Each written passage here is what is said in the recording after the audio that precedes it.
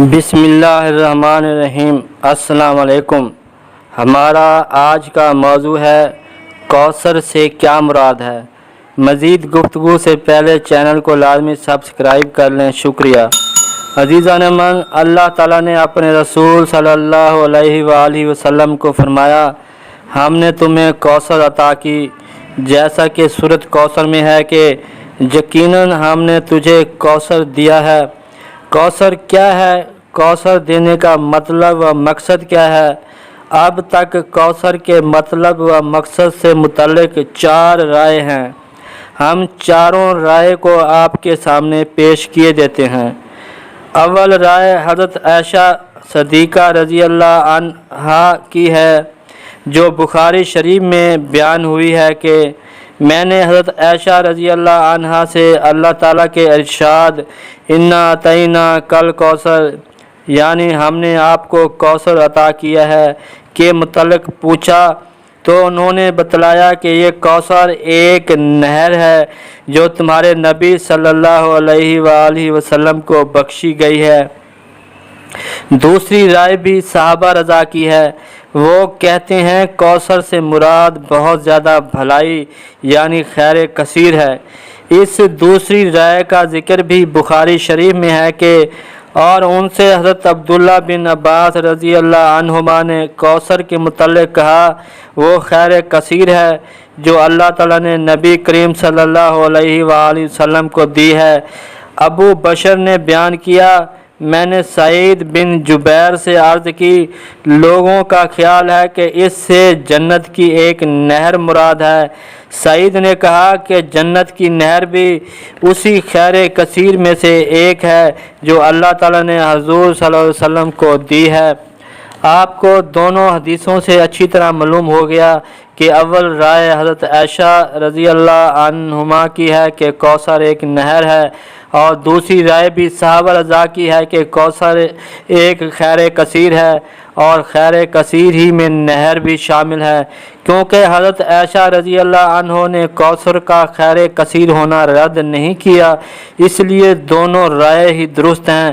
اب تیسری رائے یہ ہے کہ کوثر سے مراد اونٹ کی قربانی ہے، کیونکہ کوثر کو عبرانی زبان میں ہلال ذبیہ کہتے ہیں، اور ونہر یعنی نہر کو اونٹ کی قربانی کہتے ہیں۔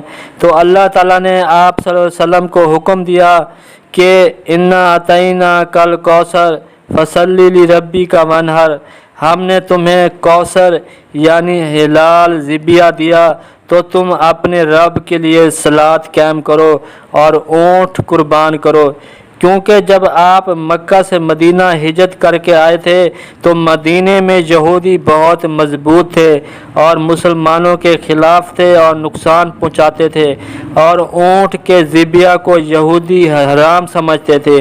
اس لیے اللہ تعالیٰ نے اپنے رسول کو فرمایا، دین میں کسی کا خیال نہ کرو اور کوثر یعنی اونٹ ہلال ذبیہ کی قربانی کرو، تاکہ یہودیوں کا خوف اور طاقت کا خاتمہ ہو جائے۔ انا شانیہ هو الابتر، بے شک تمہارا دشمن وہ تباہ و برباد یعنی ابتر ہے۔ اس طرح یہودی اور تمام دشمن ہی آخر عمر تباہ و برباد ہو گئے تھے۔ یہ تیسری رائے اہل عرب لغات والوں کی ہے۔ یہ بھی یاد رکھیں کہ اہل لغات پہلی 2 رائے کا بھی رد نہیں کرتے ہیں۔ میرے خیال میں خیر کثیر میں یہ تیسری رائے بھی شامل ہے، تینوں رائے ہی خیر کثیر ہیں۔ اب ایک کوثر کے متعلق چوتھی رائے بھی ہے۔ وہ کہتے ہیں کہ کوثر سے مراد حکمت ہے، کیونکہ کوثر کے لفظی معنی کثرت کے ہیں، کثیر کے ہیں یعنی بہت زیادہ۔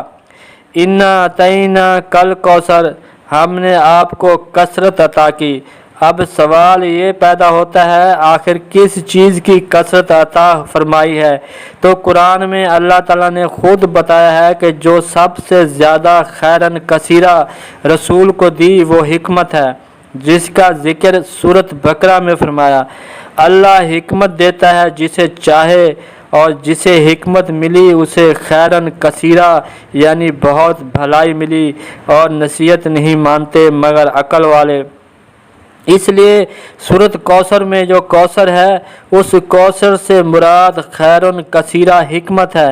इसलिए साहबा रज़ा भी कौसर को खैर कसीर कहते थे जो अल्लाह ताला ने अपने रसूल को अता की है। अब सवाल ये पैदा होता है, आखिर ये खैरन कसीरा हिकमत क्यों अल्लाह ताला ने रसूल को दी?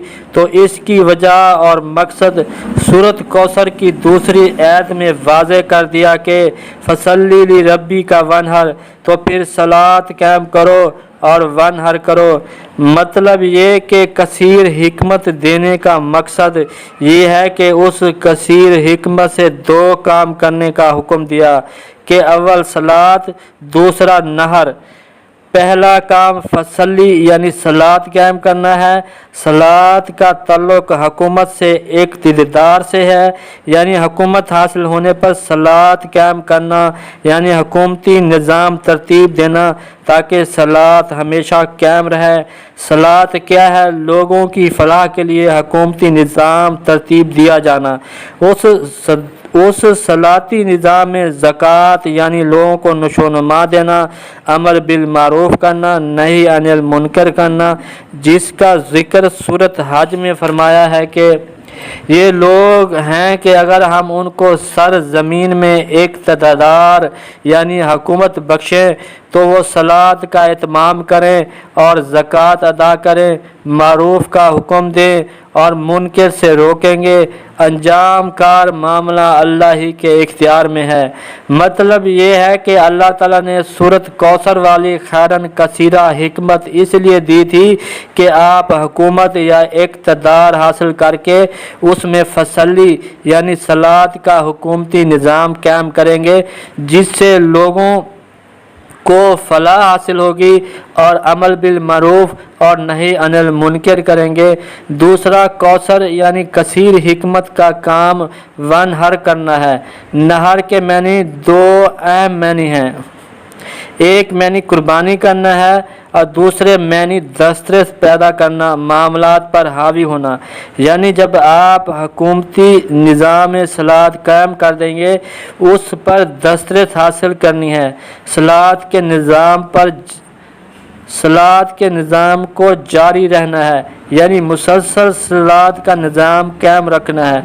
अजीज़ान मन, ये चार राय हैं कि कौसर एक नहर है, दूसरा कौसर एक खैर कसीर भलाई है, तीसरा कौसर ऊँट की कुर्बानी है और चौथा ये कि इक़्तिदार हुकूमत हासिल करके इसको बेहतरीन इंतज़ाम के ज़रिए लोगों की फलाह के लिए ज़कात, अमर बिल मारूफ और नही अनिल मुनकर करना है। ये चारों राय ही दुरुस्त हैं क्योंकि जन्नत में नहरें भी होंगी।